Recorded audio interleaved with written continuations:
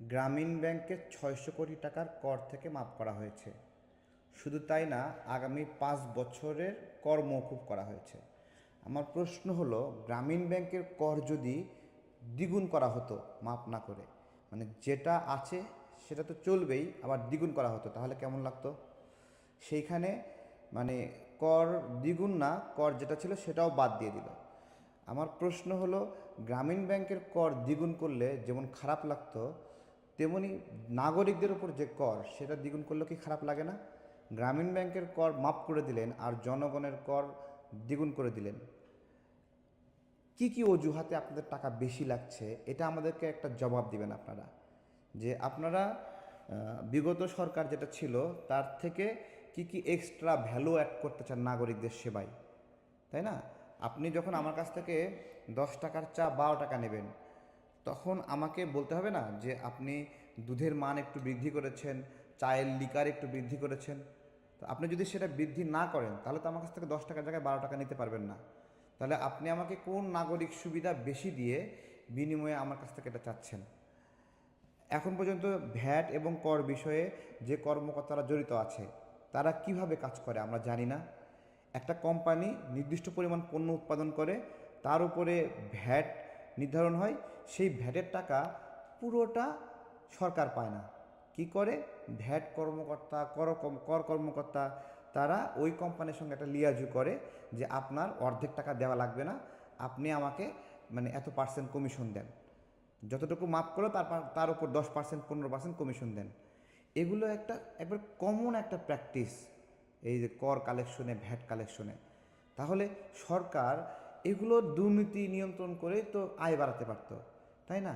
তো সরকার সেই দুর্নীতি নিয়ন্ত্রণ না করে উল্টো জনগণের উপর বাড়ায় দিচ্ছে। একটা প্যান্ট যেটা আমরা 900 টাকায় কিনতাম, সেটা আমাকে এখন থেকে 1300 টাকা, 1250 টাকা দিতে হবে। কেন? আমার কি কি কারণে আমাকে এই প্যান্টের দাম বেশি দিতে হবে? একটা বিস্কিট আমি কেন বেশি দেব? ওষুধ আমি কেন বেশি দিয়ে কিনবো? আমি মোবাইল ফোনের কল রেট, হ্যাঁ, যেটা আগে ছিল সেখান থেকে আমাকে বেশি দিতে হবে, কেন দিতে হবে আমাকে? সরকার ভেবেছিল 2-3 দিন কিছু সেমিনার করে, প্রোগ্রাম করে মানুষ সব চুপ করে যাবে, একটু একটু হালকা পাতলা আশ্বাস দিবে, 100টা পণ্যের মধ্যে 2-1টা দেখাবে কমাবে, বাকিগুলো আর কমাবে না। এটাই কি হওয়া উচিত? এতগুলো মানে একটা মানুষ বলছে যে আপনি কর আরোপ করা সঠিক ছিল? কেউ বলছে? নেক্সট পদক্ষেপ কি? আপনারা বিভিন্ন চাপে পড়ে বিভিন্ন বক্তব্য দিলেন। আজকে তো মানে অফিস খোলা ছিল, আজকে কোনো প্রজ্ঞাপন দিয়েছেন আপনারা যে এই মানে কর প্রত্যাহার করা হলো বা এই ধরনের কর আরোপ করবেন না? আমি বলছি, যেই 7.5% কর এক জায়গায় আরোপ করছেন বা এক জায়গায় 15% কর আরোপ করছেন, ওইটা না করে আপনি কর কমায় দেন, কিন্তু সঠিকভাবে কালেকশন করেন। আপনাদের হিসাব আছে যে প্রতিদিন লাগেজে করে আনঅফিসিয়ালি কত পণ্য বাংলাদেশে ঢোকে? এই যে ভারতের সীমান্ত দিয়ে কত আনরেজিস্টার্ড, আনডকুমেন্টেড পণ্য ঢোকে? আপনি ওইটা নিয়ন্ত্রণ করেন। এখানে কত হাজার পিস মোবাইল প্রতিদিন ঢুকতেছে, হিসাব আছে? ইন্ডিয়া থেকে আপনার হলো চোরাই মোবাইলগুলো আসছে, নিয়ন্ত্রণ করার উপায় নাই। আমরা দেখাই দেই নাই, আমরা টেক্সট করি নাই, আমরা জানাইনি তাদেরকে যে এটা এরকম হচ্ছে, আপনারা নিয়ন্ত্রণ করেন না? কোনো পদক্ষেপ নাই। ভাই, এটা কী ধরনের সংস্কার? জনগণের গলা কাটছেন আপনারা। এটা তো কথা ছিল না। পুলিশের ড্রেস পরিবর্তন, এগুলো কি সংস্কারের মধ্যে পড়ে নাকি? পুলিশের ড্রেস পরিবর্তন করলেই আমার কি, না করলেই আমার কি, তাই না?